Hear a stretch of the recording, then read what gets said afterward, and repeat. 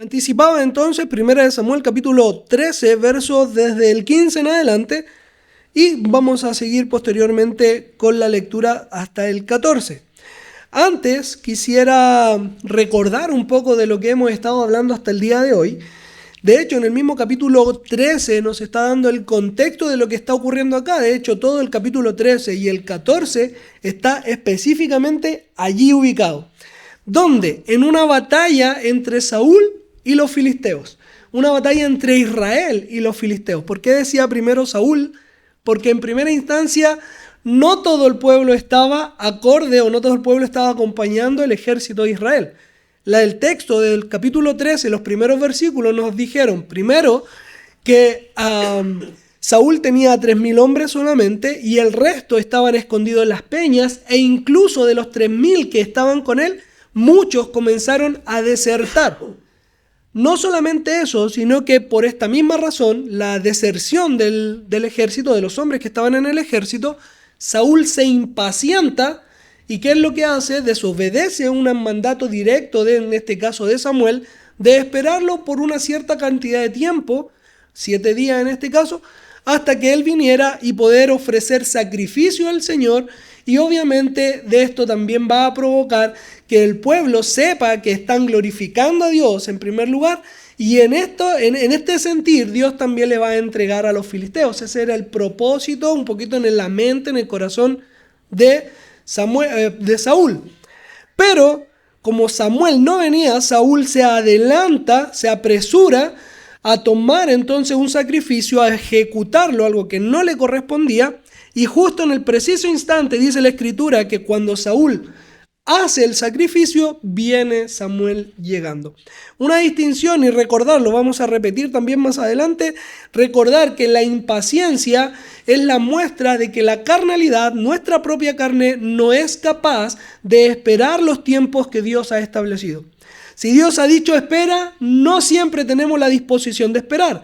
Y por el contrario, muchas veces el Señor nos dice adelante y tampoco tenemos la capacidad de reacción justo en el momento indicado. Por eso tenemos que tener nuestro sentido espiritual, obviamente hablando, atentos a este llamado.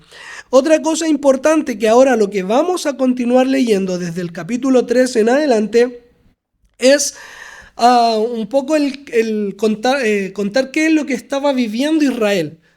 Muestra un poco acerca de cuál era la presión que los filisteos tenían sobre ellos, incluso al punto de no permitir que tuviesen herreros dentro de Israel, para que no pudiesen formar o fabricar sus propias armas. Lo vamos a ver rápidamente.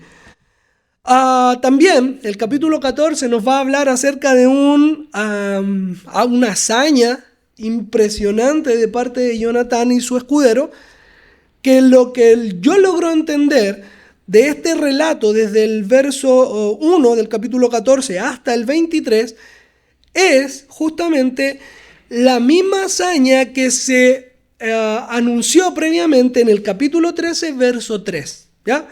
Suena un poquito enredo, pero lo vamos a ver rápidamente y lo vamos a explicar, ¿ya? Así que sin decir más, vamos a dividir entonces la sección de estos dos capítulos, parte de estos dos capítulos, desde el verso 15 al 23, en primer lugar, luego desde el 14, desde el verso 1 hasta el 19, para finalizar entonces en el mismo capítulo 14, desde el 20 hasta el 23. ¿Ok? Estas van a ser las tres secciones que vamos a separar y de ahí vamos a tratar de explicar y aplicar el texto. Sin más, comenzamos entonces la lectura. Vamos a retomar desde el verso 15 solamente para acordarnos cuál fue la actitud de Saúl después que Samuel haya notificado de que sería destituido del trono y este no continuaría más en su linaje. Dice así entonces el verso número 15: levantándose Samuel, subió a Gilgal de Gabaa de Benjamín, y Saúl contó la gente que se hallaba con él como 600 hombres. Saúl pues y Jonatán su hijo y el pueblo que con ellos se hallaba se quedaron en Gabaa de Benjamín, pero los filisteos habían acampado en Micmas. Y salieron merodeadores del campamento de los filisteos en 3 escuadrones, Un escuadrón marchaba por el camino de Ofra hacia la tierra de Saúl. Otro escuadrón marchaba hacia Bet-Horón. El tercer escuadrón marchaba hacia la región que mira al valle de Seboim, hacia el desierto.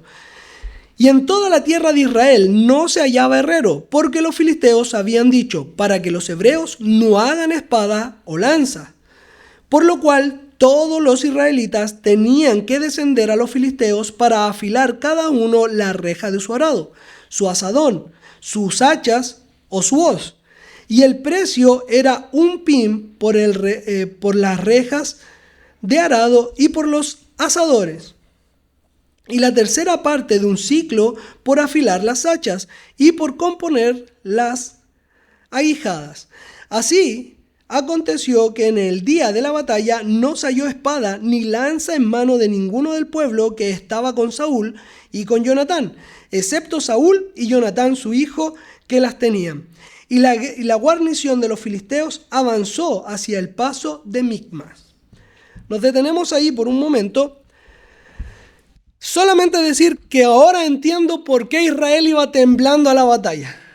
No tenían ni siquiera un arma con que defenderse. Ahora, la presión que los filisteos sostenían sobre los israelitas era con el propósito militar de mantenerlos subyugados a la voluntad de ellos. Ahora, tenemos que recordar el contraste que el texto nos está relatando. En los primeros versículos del capítulo 13 nos dice que era una gran multitud la que se ha levantado contra Israel. Recuerdan que venían carros a caballo de parte de los filisteos, más los que venían a pie, y era una gran cantidad de ejército. Y ahora el escritor nos está enfocando, la cámara está apuntando a Israel y nos dice, no tenían ni siquiera un herrero donde afilar sus herramientas para la agricultura. Es un contraste marcado, una gran cantidad de hombres versus a otra cantidad de hombres, pero que no tenía cómo defenderse. Ahora, la cantidad también era importante. Sabemos que los filisteos eran muchos y aún así los israelitas eran muy pocos. Un contraste completo, ¿para qué? Para poder mantener una estrategia militar contra Israel. Limitar los recursos que éste tenía, para que no pudiesen levantarse en armas contra ellos. Ahora lo interesante para mí fue que cuando estaba dando, el escritor estaba dando el relato de lo que ocurría, se enfoca en detalles que no siempre la escritura se ha enfocado. ¿Se dieron cuenta qué cosa? Lo que nosotros vemos acá es que se enfoca en el precio de cuánto valía el afilar, el hacha, el asadón o lo que tuviesen a la mano para poder utilizarlo, ya sea en la agricultura o tal vez en algún momento para defenderse. En un momento nos dice que es un pin, ¿cierto? Cuando yo lo leí, yo dije, pin, nunca lo había escuchado. Tuve que buscar ahí entre mis registros de Google qué es lo que es un pin en una medida, y después dice un tercio de un ciclo de plata. El pin es... si nosotros dividiéramos el ciclo de plata en 3, un pin sería 2. Eso sería el ciclo de plata. Y el ciclo de plata, para que nosotros lo tuviésemos en mente, es aproximadamente entre 10 a 15 gramos de plata, para que nosotros lo podamos tener en nuestro registro. Entonces el pin, digamos que son 15 gramos de plata el ciclo. Y el pin valía 2 tercios. Serían 10 ciclos de plata. Aproximadamente el ciclo de plata, el gramo de plata hoy día está a los 1.800 pesos.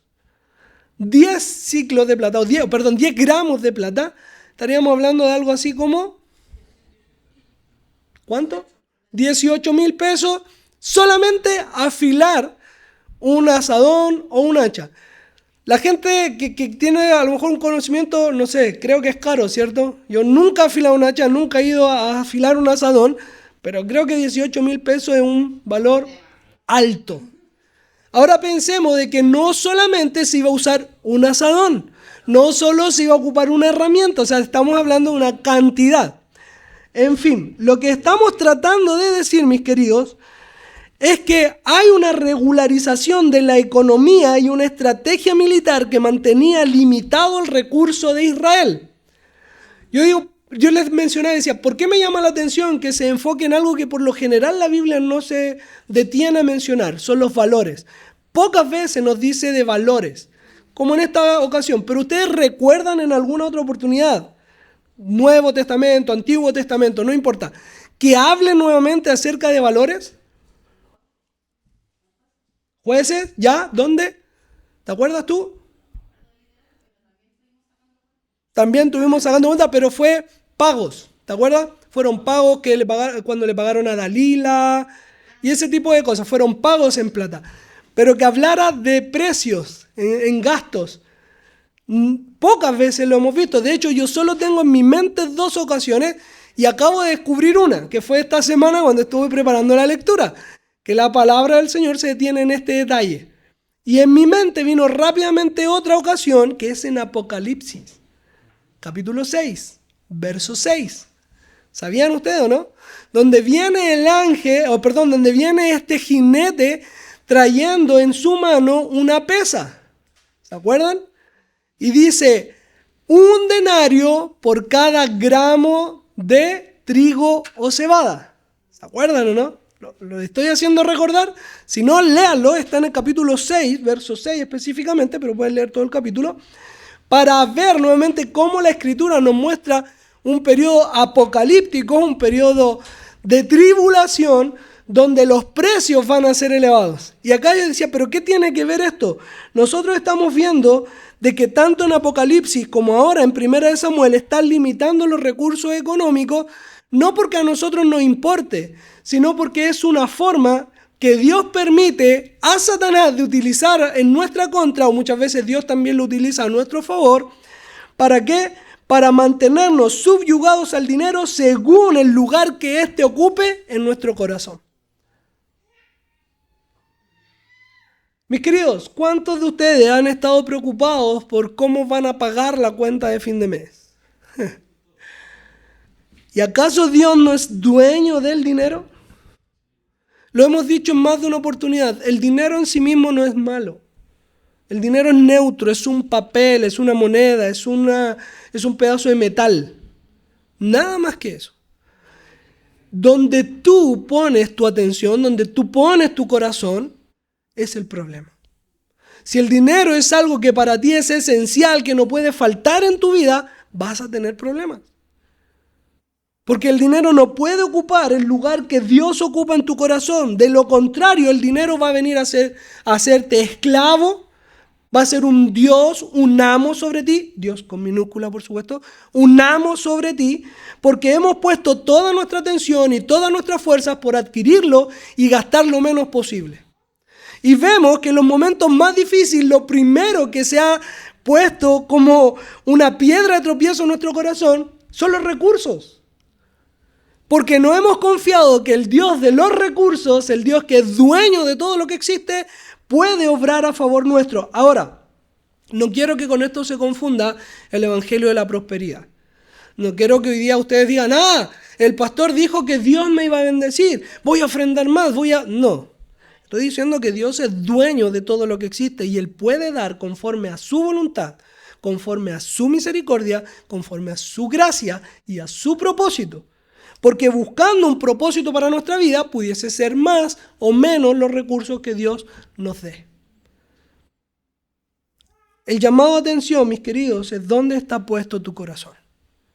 ¿Es un medio que Satanás utiliza para desesperarte, para angustiarte, para perder el gozo? ¿O el dinero, sea mucho o sea poco, es el medio que tienes para glorificar a Dios? No por lo que te dio, sino por lo que no ha permitido que te falte. Antes de pasar al capítulo 14, quiero también reafirmar que Dios es experto para obrar en mi favor, aun cuando esté todo en nuestro contra. Cuando todo esté negro, cuando todo esté perdido, Dios obra de tal forma y cambia las circunstancias que debiese ser razón más que suficiente para mí para confiar vez tras vez en Él. Zacarías 4:6 nos dice que esto no es con espada ni con ejércitos, mas es con su Santo Espíritu. Por lo tanto, no debiese asustarnos que el texto nos diga Israel no tenía siquiera un arma, no tenía ni siquiera una herramienta para poder defenderse. No debiese provocar en nosotros ninguna angustia porque sabemos que no es con espada, es Dios el que obra a favor de su pueblo. Dios es el que obra de tal manera que aún los enemigos más grandes no puedan hacer frente contra sus hijos. Insisto, Dios es experto para obrar a mi favor, aun cuando todas las circunstancias estén en mi contra. Avanzamos al capítulo 14 entonces, verso 1 al 19, y leemos lo siguiente. Aconteció un día que Jonatán, hijo de Saúl, dijo a su criado que le traía las armas: ven y pasemos a la guarnición de los filisteos que está de aquel lado. Y no lo hizo saber a su padre. Y Saúl se hallaba al extremo de Gabaa, debajo de un granado que hay en Micrón. Y la gente que estaba con él era como 600 hombres. Y Ahías, hijo de Ahitob, hermano de Icabod, hijo de Fines, hijo de Elí, sacerdote de Jehová en Silo, llevaba el efod, y no sabía el pueblo que Jonatán se hubiese ido. Y entre los desfiladeros por donde Jonatán procuraba pasar a la guarnición de los filisteos, había un peñasco agudo de un lado y otro del otro lado. El uno se llamaba Bosés, el otro Sene. Uno de los peñascos estaba situado al norte hacia Micmas y el otro al sur hacia Gabaa. Dijo pues Jonatán a su paje de armas: ven, pasemos a la guarnición de estos incircuncisos. Quizás haga algo Jehová por nosotros, pues no es difícil para Jehová salvar con muchos o con pocos. Y su paje de armas le respondió: haz todo lo que tienes en tu corazón. Ve pues, aquí estoy contigo a tu voluntad. Dijo entonces Jonatán: vamos a pasar a esos hombres y nos mostraremos a ellos. Y nos dirán, y si nos dijeren así: esperad hasta que lleguemos a vosotros, entonces nos estaremos en nuestro lugar y no subiremos a ellos. Mas si nos dijeren así: subid a nosotros, entonces subiremos, porque Jehová los ha entregado en nuestra mano. Y esto nos será por señal. Se mostraron pues ambos a la guarnición de los filisteos. Y los filisteos dijeron: he aquí los hebreos que salen de las cuevas donde se habían escondido. Y los hombres de la guarnición respondieron a Jonatán y su paje de armas, y dijeron: subid a nosotros, y os haremos saber una cosa. Entonces Jonatán dijo a su paje de armas: sube tras mí, porque Jehová los ha entregado en nuestras manos.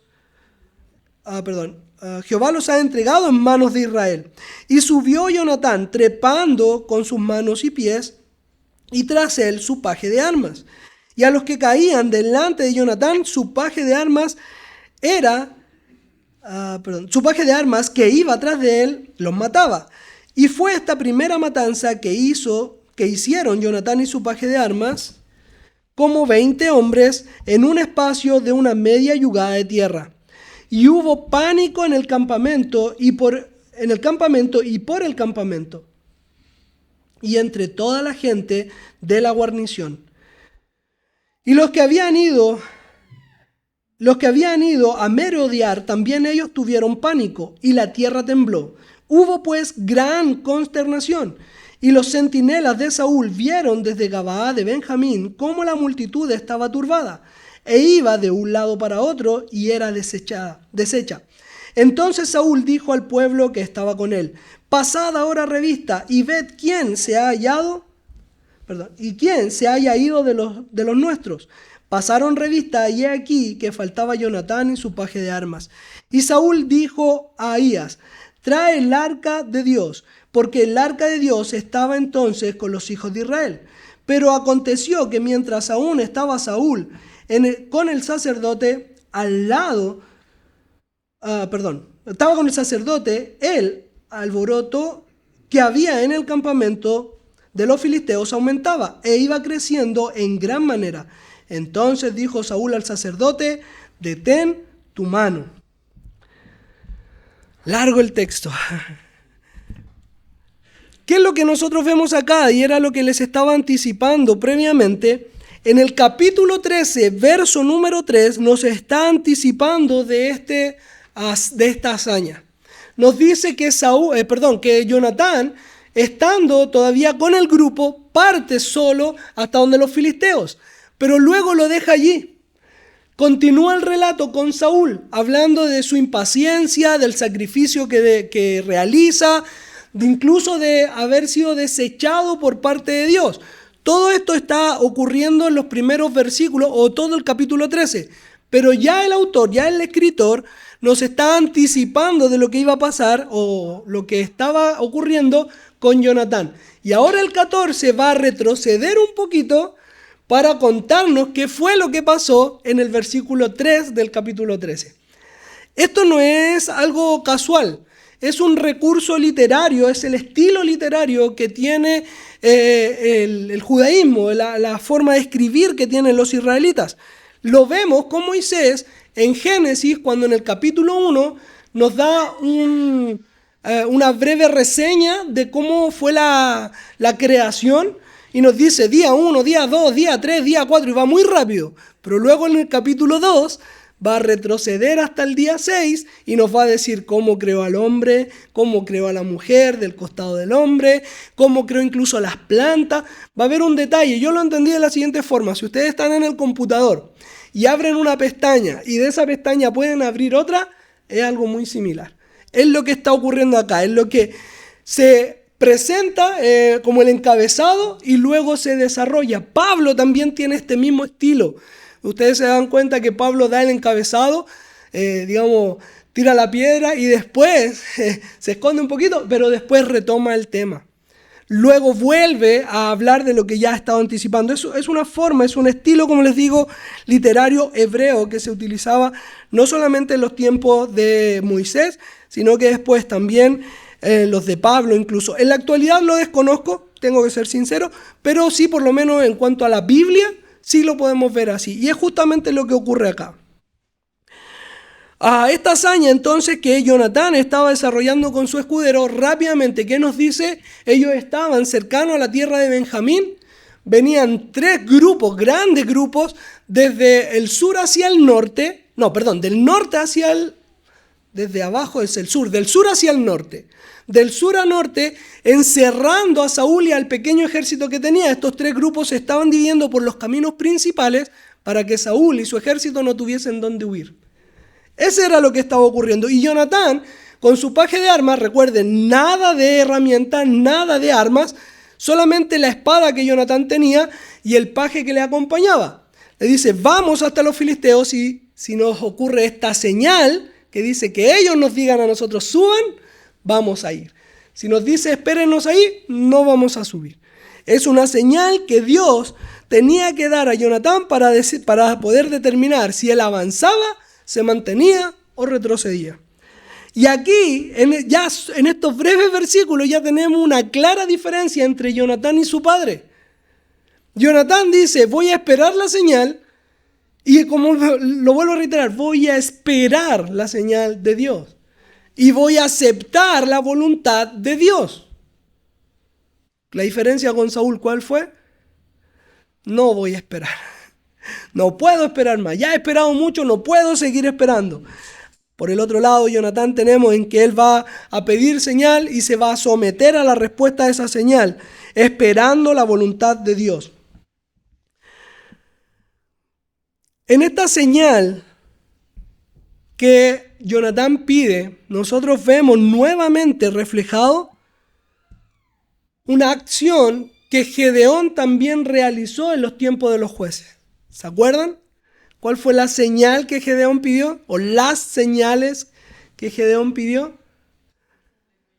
El vellón. Si estaba húmedo, si estaba seco, y estaba probando entonces, no a Dios, sino que probando que lo que él quería hacer o lo que él había sido llamado a hacer realmente era la voluntad de Dios. Me tengo que detener aquí por un momento porque sé que hay gran duda en cuanto a las señales, ¿ya? Hoy día nosotros no esperamos señales del cielo. A veces la gente dice, Señor, si hoy día amanece nublado, ojo con eso. Tampoco estamos diciendo que pedir señales, probando a Dios, sea lo correcto. Eso es lo que estamos tratando de enfatizar.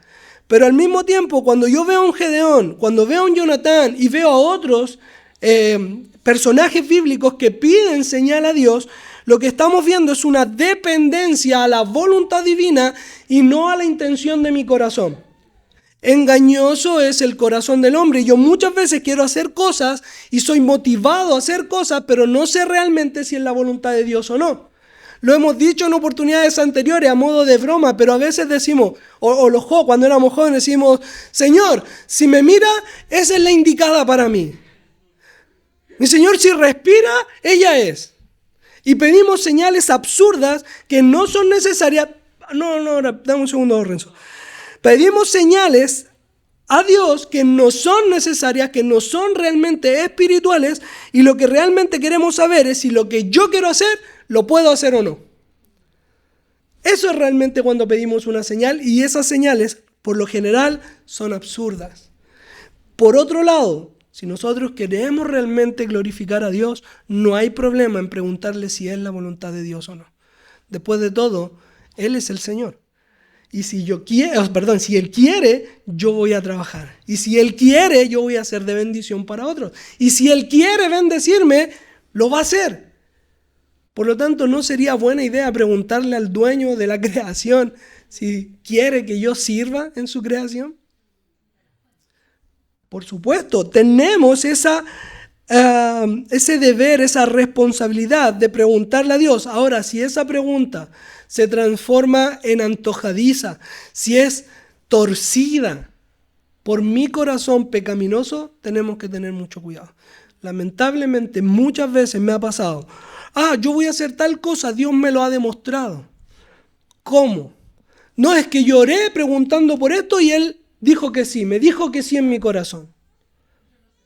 Lo sentí. Hermano, ¿se ha detenido a preguntar con tiempo en oración, Señor, esta es tu voluntad?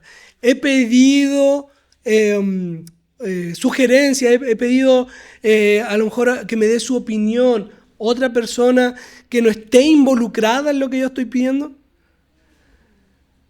Una persona fuera incluso del contexto en el que estoy pidiendo para que de un punto de vista objetivo me pueda decir qué es lo que piensa. Y más aún, a ese que pido o a esa que pido la opinión, ¿es realmente una persona espiritual? ¿Es un creyente espiritual que va a dar una buena recomendación? ¿O solamente me va a decir lo que yo quiero escuchar? La palabra de Dios es la única forma en la que nosotros podemos saber cuál es la voluntad de Dios. Al mismo tiempo, un creyente maduro en la fe, lleno de la palabra de Dios, también puede aconsejar a un creyente porque viene del espíritu de la palabra de Dios, no de la voluntad divina. No de la voluntad humana. De hecho, Pablo en alguna oportunidad también dice a los solteros, a los casados, dice, esta recomendación no viene de parte del Señor, viene de mí. O sea, esto es algo que nace en mi corazón, pero ese corazón estaba lleno de la palabra de Dios. Entonces, por eso yo digo, podemos pedir la opinión, pero una persona madura en la fe, que va realmente a hablar con sabiduría bíblica, con ejemplos bíblicos. Cuando yo le pregunto a alguien que solo me va a decir lo que yo quiero escuchar, me va a aplaudir la espalda y me va a decir, adelante. Obvio, por si no quiere discutir contigo, solamente quiere quedar bien contigo. Pero una persona objetiva te va a decir, ¿sabes qué? Velo así, velo así, la Biblia dice, hay un ejemplo, está allí. Si no es por medio de la Biblia, muy difícil, hermano, imposible que Dios pueda hablar de una manera a una persona y de otra manera a otra persona. Y cuando generalmente pasa que dice, Dios me habló, pero a ti te dijo una cosa, a ti te dijo otra. ¿A quién le está hablando? ¿Dios se contradice? o tú estás tratando de llevar tu voluntad. Bien, mis queridos, las señales, como la que está pidiendo ahora entonces Jonatán, nos muestra también una paciencia de parte de él en aguardar la voluntad divina. Y reiteramos nuevamente que la carne es incapaz de tener esta perseverancia o incapaz de tener esta espera en el Señor. La carne no puede por ninguna manera aguardar los tiempos espirituales divinos, sino que quiere hacer la voluntad propia. El verso 6, maravilloso verso 6, Jonatán nos dice lo siguiente. Dijo pues Jonatán a su paje de armas: ven, pasemos a la guarnición de estos incircuncisos, quizás haga algo Jehová por nosotros. Pues no es difícil para Jehová salvar con muchos o con pocos. Cuando yo leía el relato, o ahora mismo que ustedes lo están escuchando, no dijeron: qué loco Jonatán. Uno contra una guarnición de filisteos, o dos en este caso, él y su paje de armas. ¿No lo encuentran descabellado? ¿No lo encuentran irracional? Bueno, no estoy llamando a la irracionalidad, solo estoy enfatizando dónde radicaba esta fe de Jonatán. No en sus armas, porque no las tenía, con suerte tenían una. Con suerte había un arma, que era la de él. La Biblia no nos dice si el paje llevaba un arma con él. Podría ser, no lo sé, pero Jonatán ya tenía una y Saúl era el otro. Ahora, dice, no es difícil para el Señor salvarnos por muchos o por pocos. ¿Dónde estaba la fe de Jonatán? ¿En sus fuerzas? ¿En sus posibilidades? Estaba su fe puesta en Dios. Sabía que era el poder divino el único medio que podía salvarlos. Solo Dios podía cuidarles y rescatarles, sacándolos ilesos de tremendas circunstancias en las que se encontraban por voluntad propia. Insisto en esto, no estoy llamando a ser descabellado. Tampoco estoy llamando a portarnos liberalmente. Pero lamentablemente nos gusta meternos entre las patas de los caballos. Nos gusta meternos en problemas. Y aún en esos momentos Dios puede tener misericordia. Pero necesitamos algo. Tener fe en lo que Dios puede hacer con nosotros. Y por nosotros. Debemos confiar en que no hay nada imposible para Dios. Y que Él hace su voluntad como quiere y cuando quiere. Y si por su misericordia yo puedo ser rescatado, así va a ser. De lo contrario, si Dios no lo ha dictaminado así, tengan temor. Tiemblen. Ese poder divino al cual Jonatán se sometía y confiaba, lo vemos nosotros en el libro de los jueces con los mismos jueces. En más de una oportunidad también. Y ocupando el ejemplo anterior con Gedeón. Cuando la confusión, y lo vamos a ver después más adelante, la confusión que hubo entre los filisteos fue exactamente la confusión que en los tiempos de Gedeón existió con los enemigos de Israel. Es Dios el que está obrando, por lo tanto es la fe en el Señor la que puede llevar a la victoria a su pueblo. Lo vimos como ejemplo con los jueces, lo vemos ahora con el ejemplo de Jonatán, lo vamos a seguir viendo en la historia bíblica, pero también podemos resaltar uno, David. Cuando él confronta, cuando él se enfrenta a Goliat, no está dependiendo de sus propias fuerzas. Está confiando en el poder divino, al igual como lo hizo Jonatán en estas circunstancias. Es la fe en el Señor la que mueve, es la fe en el Señor la que salva. No mis fuerzas, no mis medios. Por eso recordamos, no es con espada ni con ejército, es con el Espíritu del Señor. Un entre paréntesis, ¿ya? Un dato curioso solamente. Me gustan esos datos a mí. ¿Por qué dice traer del arca? ¿Acaso el capítulo 4 no nos dejó claro que el arca, la batalla no era el lugar del arca? ¿No nos quedó claro esa vez? Bueno, estamos hablando de Saúl. Cualquier cosa puede pasar. ¿Ya? Es como hablar de mí, de Charles, cualquier cosa pasa, ¿cierto, hermano? Ahora, pero sí yo tengo algo que rescatar. La Septuaginta, que es la traducción del hebreo al griego, habla no del arca, sino que del efod. Traduce la palabra hebrea, aquí que se tradujo al español como arca, se tradujo en un principio como el efod. ¿Se acuerdan del efod? Que era una especie de túnica, de pechera que usaban los sacerdotes con las piedras o algún implemento natural, que era el urim y el tumim. ¿Se acuerdan? ¿No? Ya van a leer el libro de los jueces y van a recordar que ahí aparecía, acuérdense. Si no, vean las predicaciones, ¿sí? Era una pechera como una manta y traía consigo también no sé en realidad qué es lo que era, una piedra o algo así, que ayudaba a preguntar, a consultar a Dios. Entonces, podría referirse no al arca del pacto, sino que al efod. Y de hecho, cuando Jonatán está con su paje, dice que él llevaba el efod y que nadie sabía que ellos se habían ausentado. Es decir, ellos dos salen, se llevan el efod y Saúl manda a buscar el efod, pero aparentemente no está, porque el verso 19 del capítulo 14 nos dice: pero aconteció que mientras aún hablaba Saúl con el sacerdote, cuando lo mandó a buscar el efod o el arca, depende de cómo lo traduzcamos, al alboroto que había en el campamento de los filisteos aumentaba e iba creciendo en gran manera. Y mira esto: entonces dijo Saúl al sacerdote: detén tu mano.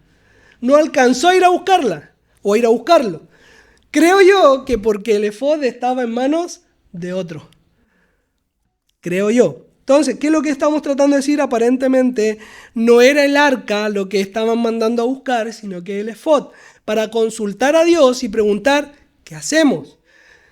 Espero yo que lo ocurrido en 1 Samuel 4 haya sido de testimonio para Saúl para no llevar el arca a la batalla. Espero. Otra cosa también como detalle, acuérdense que este es un paréntesis solamente, un detalle era que el arca estaba en Kiriat Jearim y por el mapa estaba demasiado lejos como para ir a buscarla.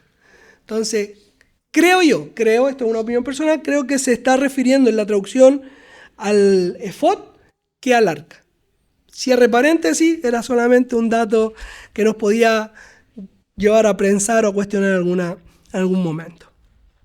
Ahora, ¿qué ocurre en el campamento de los filisteos? Confusión y una derrota en la batalla.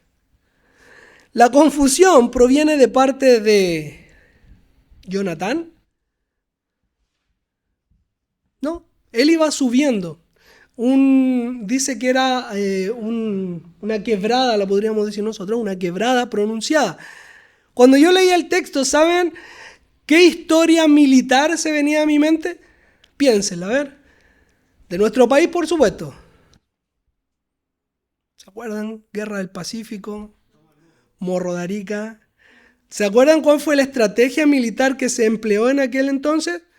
Los soldados chilenos subieron por el lado más empinado, o por lo menos eso cuenta la historia, no sé si fue, yo no estuve, pero cuenta la historia que en el Morro lo subieron por el lado más empinado, metiendo un poquito de bulla por el otro lado, por donde era el acceso más viable, un poquito de bulla por allá, pero los soldados iban subiendo por esta cuesta o por esta quebrada del Morro. Es exactamente lo que está haciendo Jonatán acá. Está subiendo por esta quebrada, está tan empinada que la escritura lo dice, y llega entonces muy cerca hasta donde estaban los filisteos, cosa que ellos pidieron. Ojo, ellos dijeron: vengan y suban.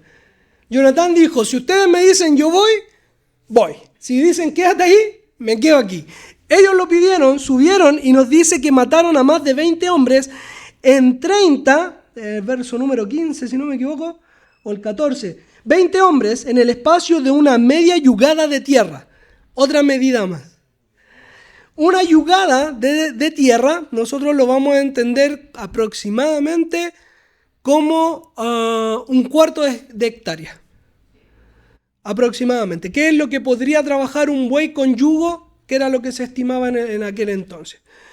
Entonces, si eran un espacio de media yugada, estamos hablando de 1250 metros cuadrados.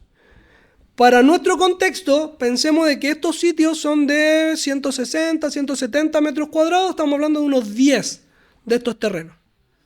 Media cuadra, porque yo saqué la cuenta y eran como 20 casas, aquí son 10. La mitad de la cuadra hacia acá. En ese espacio, él mató a 20 hombres. No sé cuánto tiempo se demoró, el relato nos dice que él lo iba atacando, los hería y él, paje de armas, los remataba. No tenía armas, no sé cómo lo hizo, a piedrazos, a patadas, no lo sé. Pero él iba detrás apoyando entonces esta acción. Vino un temblor, vino la confusión, vino la autoaniquilación, como en los tiempos de Gedeón. Exactamente igual. Dios nuevamente produjo la confusión frente a los enemigos de Israel. La señal que Jonatán había pedido al Señor fue respondida. Dios le dijo, ve por medio de los filisteos. Y es Dios el que entregó la batalla en manos de solamente 2 hombres. La valentía de Jonatán venía en base al Señor. No eran sus fuerzas, era Dios con él. Tengo un signo de interrogación en mi cuaderno, yo creo que así de grande. Jonatán, según el capítulo 13, verso 14, no Jonatán directamente, pero sí se ve involucrado, se le ha quitado el reino por medio de su padre. Y le dijo, no, esto no va a continuar, tu descendencia no va a continuar en el reino. Por lo tanto, capítulo 13, verso 14, Jonatán es desechado, no muerto, desechado. En el capítulo 4, del verso 20, en el verso 20 y 21, se nos habla de alguien más que ha sido desechado. No directamente, sino que sus antepasados. 4, 20 y 21 se nos habla de Elí, que muere cuando escucha que el arca es tomada. ¿Se acuerdan? Cuando Elí muere, según el capítulo 4, algo más ocurre con su nuera. ¿Se acuerdan? ¿Quién era? La nuera. ¿O qué pasaba con la nuera? No le estoy pidiendo el nombre. Estoy pidiendo qué pasaba con la nuera de Elí cuando el arca fue tomada. Capítulo 4, verso 20 y 21. Léanlo, no se preocupen. La Biblia está para usarla, hermano, no se preocupen. ¿Les suena el nombre Icabod? No. Léanlo entonces, rápido, por favor. 4, 20 y 21. Nuera de Elí, el arca es tomada, contexto, acuérdense, una desesperación en Israel y algo pasa con la nuera de Elí. ¿Se acuerdan o no? 4, 20, 21. El que lo tenga, por favor, rápidamente lo lee. 20, 21. Dice, y al tiempo que moría, le decían las que estaban junto a ella, no tengas temor, porque has dado a luz un hijo. Mas ella no respondió ni se dio por entendida. Y llamó al niño Icabod, diciendo, traspasada es la gloria de Israel, por haber sido tomada el arca de Dios, y por la muerte de su suegro y su marido. Dijo pues, traspasada es la gloria de Israel, porque ha sido tomada el arca de Dios. ¿Cómo se llamaba el niño? Nieto de Elí, Icabod. ¿Cuál era la característica no solo de Icabod, sino que de toda la descendencia de Elí? El sacerdocio se les había sido quitado. 2 desechados. Estaba Jonatán siendo desechado por causa de su padre, y ahora el paje no es Icabod, es el paje de armas que se llama Ahitob, descendiente directo de Itabod y también obviamente de Elí.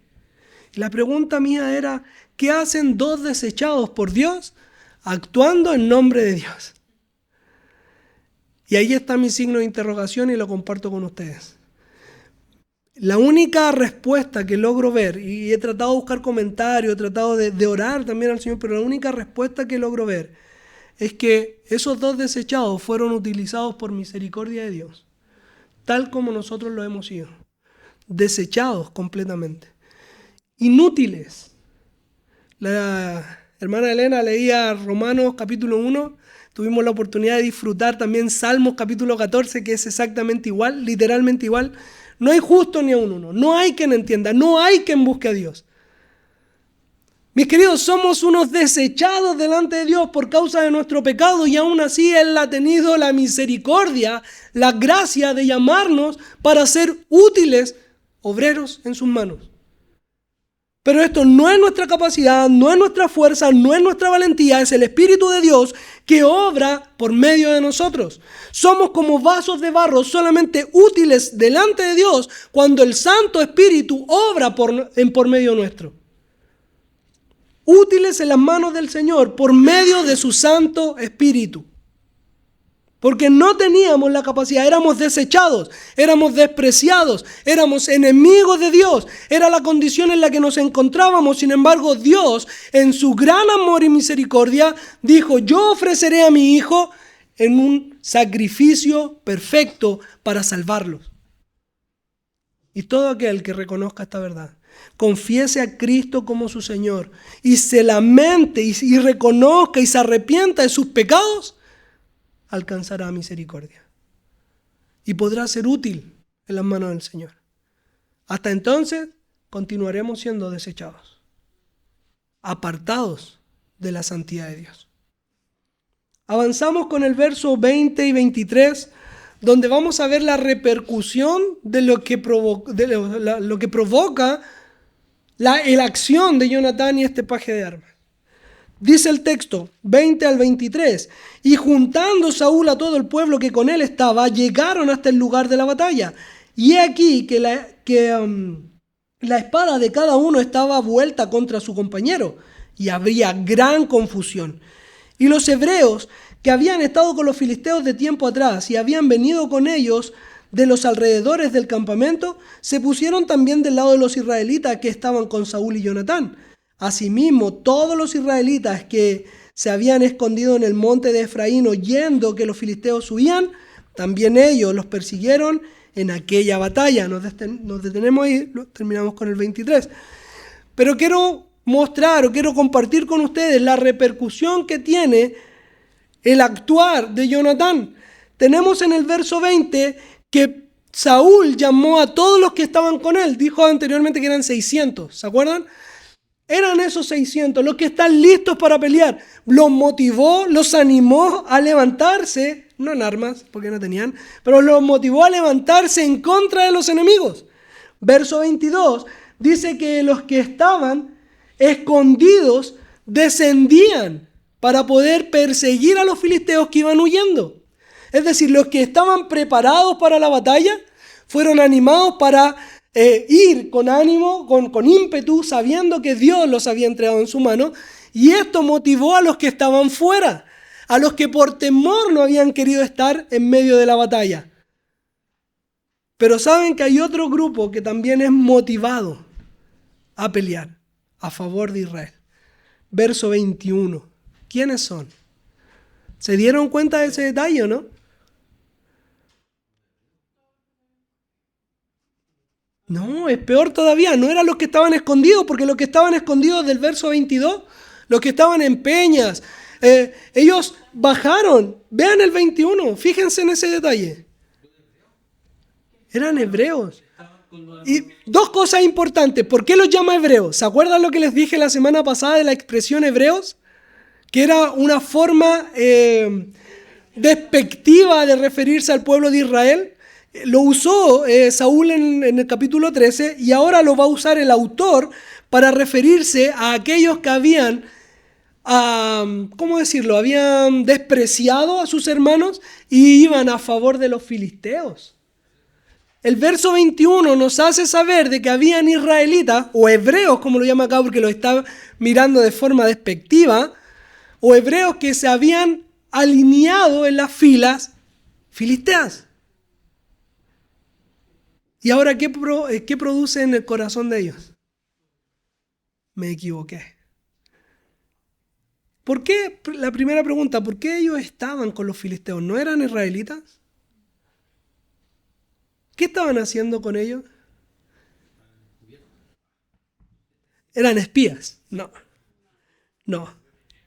Ellos traicionaron a su pueblo. ¿Por qué? Porque creyeron que los filisteos iban a ganar. Son más. Los israelitas son menos. Yo me voy con el que gana. Yo me voy con el mejor. Yo me voy con el que tiene el mejor ejército, el que tiene las mejores amplificaciones, el que tiene mejor iglesia, el que tiene mejor predicador. Yo me voy con el que tiene ya las actividades de niños funcionando, con el que tiene la actividad de jóvenes, de mujeres funcionando. Porque creo que allí es donde tengo que estar. Y lamentablemente no siempre es así. Estoy mirando con esos ojos carnales. Estoy esperando satisfacer mi propio ego, mi propia necesidad, sin mirar cómo puedo servir a Dios. Pero ahora quiero enfatizar esto. Fueron 3 grupos que se movilizaron, que fueron motivados, que fueron animados por la acción de 2 valientes. Solo 2 movieron a toda una nación. ¿Te imaginas cuánto podrían hacer 2 en nuestra iglesia? Que dijeran, yo me voy a animar, yo voy a trabajar, yo voy a servir, voy a predicar. Voy a expandir el reino de Dios. ¿Quién me apoya? Y se levantará otro que dirá, yo te acompañaré. Y si aún fueran esos 2 y nadie más quisiera ir, ¿crees que el Señor no te entregará la victoria? Si has puesto tu corazón al servicio de su obra. Y más aún, ¿qué provocará en el corazón de tus hermanos? ¿Cómo influimos en nuestra familia? Los buenos hábitos y los malos hábitos pueden también llevarse al núcleo familiar. ¿Cómo cambiamos los patrones? ¿Cómo hacemos la diferencia? ¿Esperamos que otros más se levanten como valientes? ¿Esperamos a otro Jonatán, a otro paje de armas? ¿No soy yo uno capaz por la obra del Señor de trabajar y servir para Él? ¿Por qué esperamos que los demás sean los que nos motiven y no ser nosotros agentes de bendición, de servicio, de ánimo para nuestro hermano? Me duele escuchar esta expresión, pero lamentablemente la he escuchado muchas veces. Quiero recibir. Quiero recibir. Quiero estar en un lugar donde reciba. Bien. ¿Y estás dispuesto a dar? ¿Estás dispuesto a servir?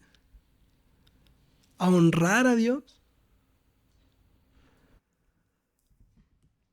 Lo que puede causar la labor de solo 2. Solo 2 pueden mover a una nación. Solo 2 pueden mover una familia. Solo 2 pueden mover una iglesia. No es lo óptimo, pero el Señor puede valerse incluso de 1. Y es más, de ni 1.